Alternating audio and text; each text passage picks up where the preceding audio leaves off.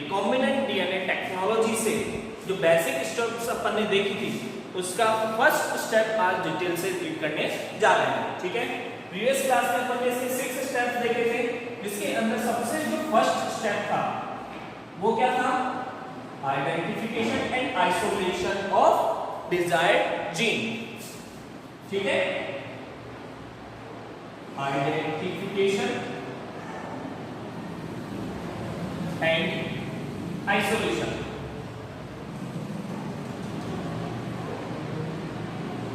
Of desired gene. देखो क्या होता है कि किसी भी डीएनए मॉलिक्यूल्स के अंदर क्या होता है, एक पर्टिकुलर कैरेक्टर एक पर्टिकुलर जीन के द्वारा ही क्या होता है आइडेंटिफाई होता है या फिर रेस्पॉन्सिबल होता है। ठीक है, तो हमें क्या करना है कि जब जो भी कैरेक्टर हमको डेवलप करवाना है, ठीक है, या फिर जो भी कैरेक्टर हमको ट्रांसमिट करना है किसी एनिमल या फिर अदर ऑर्गेनिज्म के अंदर, तो उसका जो जीन है वो क्या करना पड़ता है? आइडेंटिफाई करना पड़ता है। और आइडेंटिफाई करने के बाद में उसको वहां से क्या करना पड़ता है? आइसोलेट करना पड़ता है, रिमूव करवाना पड़ता है। ठीक है, ये अपन ने प्रीवियस क्लास में भी देखा था। तो देखो, रिमूव करवाने के लिए अपन ने एक एंजाइम लिया था, जैसे मैंने बताया था कि ये एक अपना जीन है, सॉरी डीएनए है। ठीक है, डीएनए के अंदर अपन ने क्या करना था कि इतना सारा पार्ट अपन को क्या करवाना था? आइसोलेट करवाना था। तो क्या करते थे? एक एंजाइम यूज में लिया जाता है जिसको अपन बोलते हैं रेस्ट्रिक्शन एंडोन्यूक्लियस एंजाइम। ठीक है, रेस्ट्रिक्शन एंडोन्यूक्लियस एंजाइम से अपन क्या करवाते हैं? कट करवाते हैं। ठीक है, कट करवाने के बाद भी ये पार्ट अपने पास में सेपरेट होकर आता है और इसको अपन से फर्दर आगे दूसरे वेक्टर या वेहिकल के अंदर अपन ने इंसर्ट करवाया था। यही था अपना नेक्स्ट स्टेप। तो अपने पास में ये जो कट करवाने का जो प्रोसेस है वो क्या होता है? एक एंजाइम के द्वारा होता है जिसको हमने लिया था रेस्ट्रिक्शन एंडोन्यूक्लियस एंजाइम। ठीक है, तो जो रेस्ट्रिक्शन एंडोन्यूक्लियस एंजाइम की डिस्कवरी थी वो की थी एक साइंटिस्ट है जो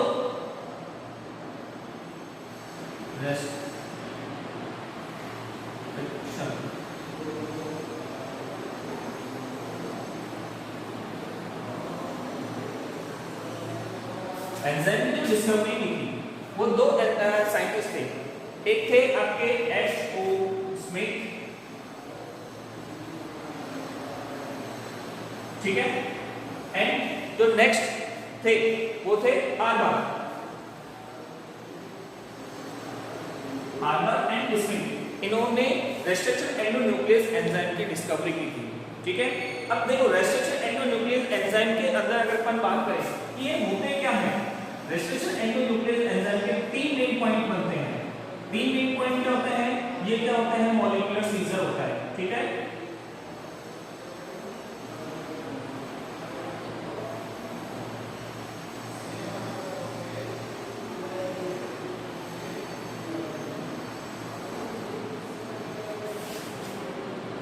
मॉलिक्यूलर क्या होते हैं? सीजर। मॉलिक्यूलर सीजर का मींस ये क्या करते हैं? किसी भी जेनेटिक मटेरियल को क्या करते हैं? कट करते हैं। ठीक है, समझ में आ गया? फिर आता है ये नेचुरली फाउंड होते हैं, किसके अंदर होता है? नेचुरली भी फाउंड होंगे। ठीक है, नेचुरली किसके अंदर फाउंड होते हैं? जैसे कि अपना एग्जांपल है ई. कोलाई के अंदर, ठीक है, एस्चेरिचिया कोलाई, ठीक है, इसके अंदर अपने फाउंड होते हैं। और नेक्स्ट है अपने स्ट्रेप्टोकोकस।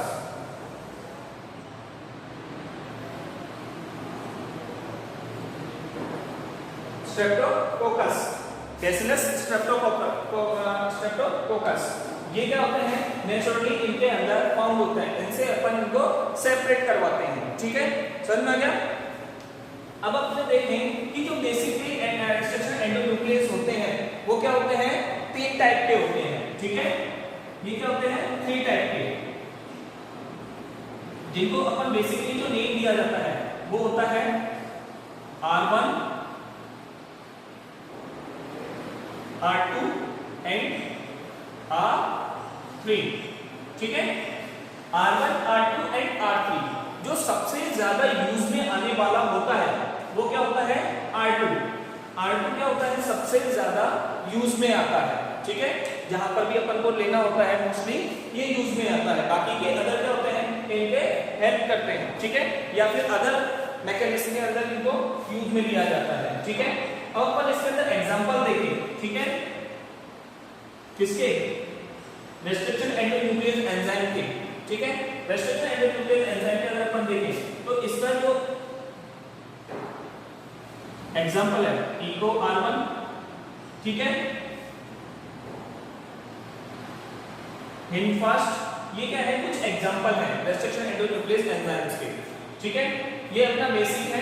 रेस्ट्रिक्शन एंडोन्यूक्लियस एंजाइम क्या होता है, मॉलिक्यूलर सीजर होता है, नेचुरली किसके अंदर फाउंड होता है, ई कोलाई के अंदर या स्ट्रेप्टोकोकस के अंदर। 3 टाइप के होते हैं, R1, R2 एंड R3, ठीक है। बेसिकली ये हो गया। अब अपन देखें जो नोमेनक्लेचर है, इसको जो नेम कैसे दिया जाता है किसी भी एंडोन्यूक्लियस एंजाइम को, जैसे अभी मैंने क्या बताया कि ये क्या है, एक टाइप का एंडोन्यूक्लियस एंजाइम, ठीक है। ये क्या हो गया, एंडोन्यूक्लियस एंजाइम है, नेम है, लेकिन ये नेम दिया कैसे, इसके लिए कुछ क्या होते हैं, रूल्स होते हैं, वो अपन यहां पर देखेंगे, ठीक है। अगर अपन देखें रूल्स के अंदर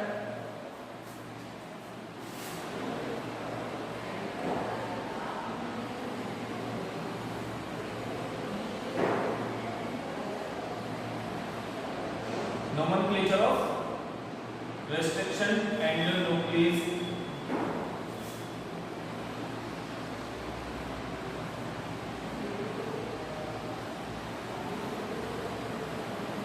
एंजाइम, ठीक है। रेस्ट्रिक्शन एंडोन्यूक्लियस एंजाइम का अपन नोमेनक्लेचर देखें तो इसके अंदर जो सबसे जो फर्स्ट जो लेटर होता है, जो इसके अंदर फर्स्ट लेटर होगा नेम का,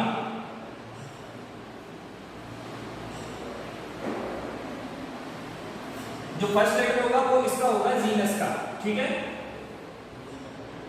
जीनस का जो फर्स्ट नेम होगा उसका जो फर्स्ट लेटर है वो ही इसका क्या होगा, फर्स्ट लेटर। जैसे अपन ने एग्जांपल लिया था अभी इको R1, तो एस्ट्रेचिया कोलाई का ई कोलाई का जो फर्स्ट लेटर था वो क्या था, ई था, ठीक है, तो वो अपन ने लिया। अब जो ये होता है वो किसमें होता है, कैपिटल के अंदर जो लिखा जाता है ये कैपिटल के अंदर लिखा जाएगा, ठीक है। अब जो नेक्स्ट 2 वर्ड है, ठीक है, नेक्स्ट 2 लेटर, जो नेक्स्ट 2 लेटर है वो किसके होंगे, स्पीसीज के, स्पीसीज के होंगे, ठीक है। और ये लिखे जाएंगे आपके स्मॉल के अंदर, स्मॉल लेटर में लिखे जाएंगे। और देखो ये क्या होता है, अब अपने पास में 3 लेटर होंगे, फर्स्ट ये हो गया और 2 लेटर ये होंगे। ये तीनों लेटर किसमें लिखे जाते हैं, इटैलिक के अंदर, ठीक है, समझ में आ गया। जैसे अपन एग्जांपल लें ई कोलाई का, ठीक है, ई कोलाई के अंदर जो एस्ट्रेचिया का ई है वो अपने क्या हो गया, कैपिटल में आ गया, दिख रहा है। एंड आपके क्या हो गया, जो स्पीसीज है इसके क्या लिखे जाएंगे आपके स्मॉल लेटर के अंदर, तो ये क्या होंगे आपके इको, और ये किस में लिखे जाएंगे आपके इटैलिक के अंदर, समझ में आ गया। फिर जो नेक्स्ट जो 4th जो लेटर होता है,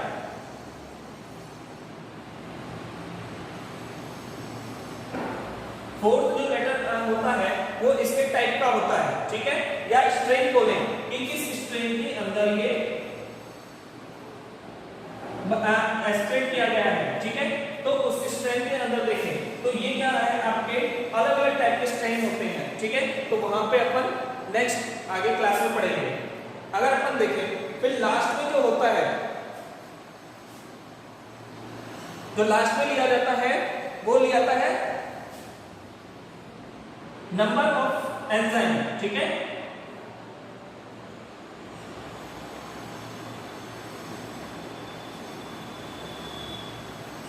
नंबर ऑफ एंजाइम का मीन ये है कि अगर किसी भी एक स्पीसीज से क्या हो, एक से ज्यादा एंडोन्यूक्लियस एंजाइम क्या कर रहा है, एक्सपेक्ट किए जा रहे हैं, तो वहां पर क्या होगा, उनको नंबर दिया जाता है, ठीक है। अब अपन इसके बेस पर अपन ई कोलाई का एग्जांपल ले रहे थे, ठीक है, ई कोलाई का एग्जांपल अपन देख रहे थे। तो यहां पर क्या होता है, एक एग्जांपल अपन ने लिया, इको R1। ठीक है, देखो E अपना क्या हो गया आपका फर्स्ट लेटर हो गया, जिसके अंदर अपन ने क्या लिखा, कैपिटल में लिखा है, जीनस का हो गया। ठीक है, एस्टेरेस्ट्रिया का। कोलाई का जो स्पीसीज का है वो फर्स्ट नेक्स्ट टू लेटर हो गए, स्पीसीज के हो गए, ये स्मॉल में लिखे जा रहे हैं, दोनों क्या लिखे जाएंगे, इटैलिक के अंदर थोड़े से तिरछे। ठीक है, फिर फोर्थ जो आता है वो स्ट्रेन आता है, आर टाइप का स्ट्रेन है। ठीक है, और लास्ट नंबर है आपका नंबर ऑफ एंजाइम, जो कि आपका फर्स्ट है। अगर अपन देखें इसके अंदर तीन टाइप के हैं, जैसे इको आर सेकंड, ठीक है, इको आर थर्ड। तो देखो इसके अंदर अपन ने देखा है इको आर फर्स्ट, सेकंड एंड थर्ड। तो ये क्या होंगे, इकोलाई से स्ट्रैंड के आर स्ट्रैंड के अंदर तीन रेस्ट्रिक्शन एंडोन्यूक्लियस एंजाइम क्या किए गए थे, एक्सट्रैक्ट किए गए थे। तो उनको इनको नंबर के हिसाब से नेम दिया गया है। ठीक है, समझ में आ गया, कोई प्रॉब्लम? अब देखो रेस्ट्रिक्शन एंडोन्यूक्लियस एंजाइम को अगर अपन एग्जांपल लें, ये करता क्या है और ये वर्क कैसे करता है, मॉलिक्यूलर सीजर अपन ने नेम दिया था, तो ये वर्क कैसे करता है। जैसे अपन एग्जांपल लेते हैं अपना इको R1 का। ठीक है, एग्जांपल लिया अपन ने इको R1 का। ये क्या करता है, किसी भी डीएनए को, ठीक है, किसी भी डीएनए स्ट्रैंड को, किसके न्यूक्लियोटाइड कौन से, दो न्यूक्लियोटाइड हैं, एक तो ग्वानिन और एक एडेनिन। ठीक है, ये क्या करता है, जी एंड ए के बीच से क्या करेगा, कट करेगा। ठीक है, या फिर मैं इसको इस तरीके से लिख दूं,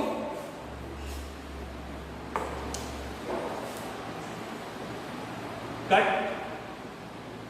बिटवीन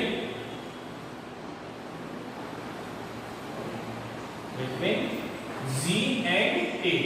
ठीक है, ये क्या करेगा, Z और A के बीच में से कट करेगा। हम इसको एग्जांपल से देख लेते हैं। जैसे एग्जांपल अपन ने लिया कि मान लो कि कोई भी स्ट्रैंड है जिसके क्या चल रहा है, आपके कोई भी ये सीक्वेंस है। अब अपन इसका इधर से भी देखते हैं तो क्या हो जाएगा, C का क्या है,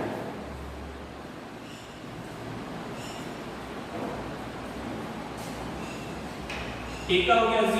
ठीक है, Z का हो गया, सॉरी बहुत हो गया,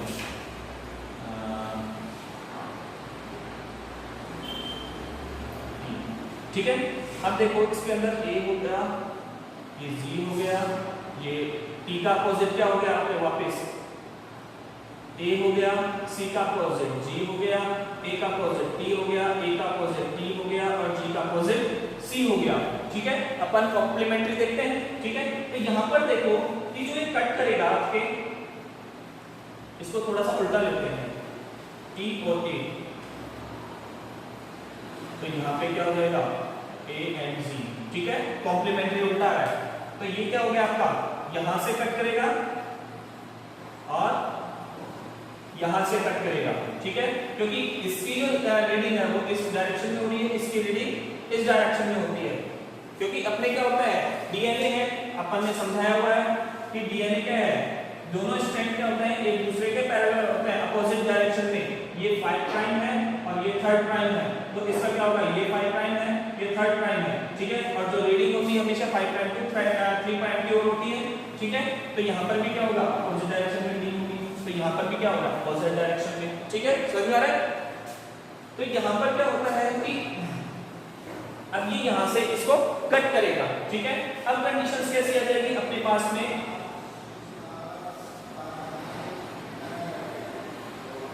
ये हो गई कि ये तो क्या हो गए, यहां से ये हो गए।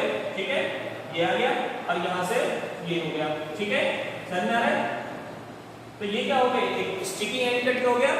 अब अपन कहें कि जो ये अपन ने फ्रेगमेंट्स लिए हैं, इन फ्रेगमेंट्स को अपन क्या करें, लाइगेज एंजाइम के साथ में वापस अगर मर्ज कर देते हैं। ठीक है, तो वो क्या करेगा, इनको वापस ज्वाइन करेगा। ग्लूट से अपन ने बताया था लाइगेज एंजाइम क्या करता है, दो मॉलिक्यूल सेगमेंट्स को क्या करता है, ज्वाइन करता है। ठीक है, चाहे वो अलग अलग स्पीसीज के हों या फिर किसी अदर के, ठीक है, सेम के भी हो सकते हैं। तो इसको अपन क्या करते हैं, लाइगेज एंजाइम से कट करवा देते हैं। ठीक है, समझ में आ गया? अब आते हैं कि कुछ अदर एंडोन्यूक्लियस एंजाइम भी है जो कि अपने पास में क्या होता है, आगे काम में आते हैं, ठीक है। या कुछ एंजाइम और भी हैं जो कि अपने आरडीटी के अंदर यूज में लिए जाते हैं, ठीक है। अगर अपन अदर एंजाइम देखें,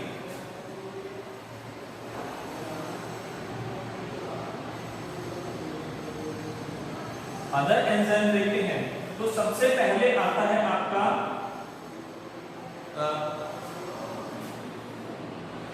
आरएनए डिपेंडेंट डीएनए पॉलीमरेज, ठीक है। आरएनए डिपेंडेंट डीएनए पॉलीमरेज, इसके अंदर जो पॉलीमरेज एंजाइम है उसका जो स्ट्रेन होता है, ठीक है, क्या होता है, डीएनए की जो कॉम्प्लीमेंट्री स्ट्रेंथ होती है वो किस पर होती है, आरएनए स्ट्रेन के ऊपर, ठीक है। इसका क्या होगा, जो बेस होगा, इस एंजाइम का जो बेस होगा वो क्या होगा, आरएनए, ठीक है। आरएनए टेम्पलेट होता है, आरएनए टेम्पलेट, ठीक है। इसके अंदर क्या होगा कि जो एंजाइम का टेम्पलेट होगा वो किस पर बना होगा, आरएनए के ऊपर। अब अपन देखें जो नेक्स्ट होगा वो क्या होगा, डीएनए डिपेंडेंट डीएनए पॉलीमरेज, ठीक है। इसके अंदर एक डिफरेंस क्या है, इसके अंदर जो टेम्पलेट लिया था वो अपन ने आरएनए का लिया था, जबकि यहाँ पर जो टेम्पलेट होता है वो क्या होगा, डीएनए टेम्पलेट होता है, ठीक है।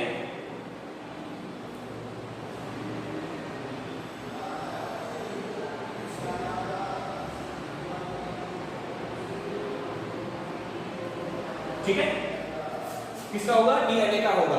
फिर जो नेक्स्ट है आपके थर्ड है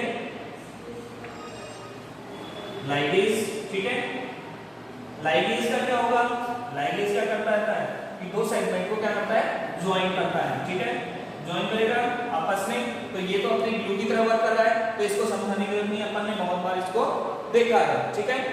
फिर आता है अपने फोर्थ है लाइसोजाइम, ठीक है। लाइसोजाइम क्या करता है, डिग्रेड करता है किसी भी सेल वॉल को, क्या करता है, जैसे अपने क्या होगा, कोई भी बैक्टीरिया है, ठीक है, या फिर कोई भी मॉलिक्यूल्स है जो अपने क्या होगा, सेल के ऊपर आएगा, तो सेल वॉल है, सेल वॉल को जब तक वो क्या करेगा, उसको हटाएगा नहीं, डिग्रेड करेगा नहीं, तब तक अपना डीएनए मॉलिक्यूल्स उसके अंदर एंटर नहीं करवा सकता। तो वो क्या करता है कि लाइसोजाइम एंजाइम क्या करता है, किसी भी सेल मेम्ब्रेन को, सेल वॉल को क्या करता है, डिग्रेड करने का वर्क करता है, ठीक है। तो ये क्या हो गया आपके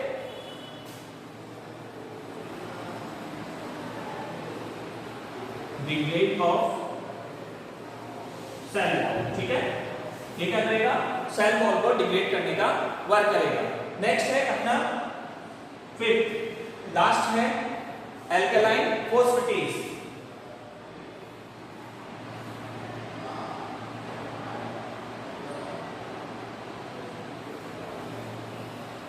एल्कलाइन फोस्फेटेज, ठीक है। ये क्या करता है कि आपके कोई भी एंजाइम है, ठीक है, जैसे कि मैंने क्या कहा, एक वेक्टर है, ठीक है। ये वेक्टर क्या है आपका, अपन ने इसको रेस्ट्रिक्शन एंडोन्यूक्लियस एंजाइम से कट किया, कट करने के बाद में क्या हो गया, ओपन हो गया, ठीक है। अब ओपन हो गया तो क्या हो गया, अगर अपन इसके अंदर कुछ समय के लिए इसको छोड़ देंगे तो क्या होगा, वापस अपने आप में क्या करेगा, ज्वाइन करेगा, लाइगेशन कर देगा। तो लाइगेशन को रोकने के लिए, ठीक है, ये क्या करता है, प्रिवेंट करता है, सेल्फ लाइगेशन को रोकता है, ठीक है। ये क्या करेगा, प्रिवेंट करता है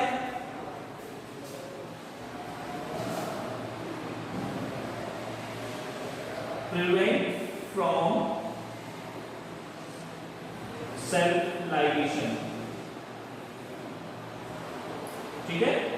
ये क्या करता है, किसी भी वेक्टर को ये क्या करता है, सेल्फ लाइगेशन होने से रोकता है, ठीक है। ये अपने पास में क्या हो गया, रेस्ट्रिक्शन एंडोन्यूक्लियस एंजाइम का अपन ने देखा है। अगर जो एंजाइम अपन आरडीटी के अंदर यूज में लेते हैं, ये अपन देखा है, आगे फर्दर अपन इनको यूज में लेंगे। नेक्स्ट स्टेप होगी अपनी कौन सी, रेस्ट्रिक्शन एंडोन्यूक्लियस एंजाइम से कट करने के बाद में, आइसोलेशन करने के बाद में अपन क्या करते हैं, एक सूटेबल व्हीकल को सेलेक्ट करते हैं, ठीक है। सुटेबल व्हीकल सेलेक्ट करेंगे, प्रीवियस क्लास में बताया था मैंने। तो जो व्हीकल होगा वो अपने पास में बहुत सारे हैं, ठीक है। वो जो अपन व्हीकल देखेंगे वो नेक्स्ट क्लास के अंदर देखेंगे। उन व्हीकल्स के अंदर कौन कौन से प्लाज्मेट भी हो सकता है, कॉस्मेट भी हो सकता है, ठीक है। कौन सा व्हीकल अपन कब यूज में लेते हैं और क्यों यूज में लेते हैं वो सब अपन नेक्स्ट क्लास में देखेंगे, ठीक है बेटा। तब तक के लिए आप अपने वीडियोस देखते रहिए, ठीक है। कोई भी प्रॉब्लम हो मेरे व्हाट्सएप नंबर है, उस पर आप मैसेज कीजिए, कॉल कीजिए। Thank you.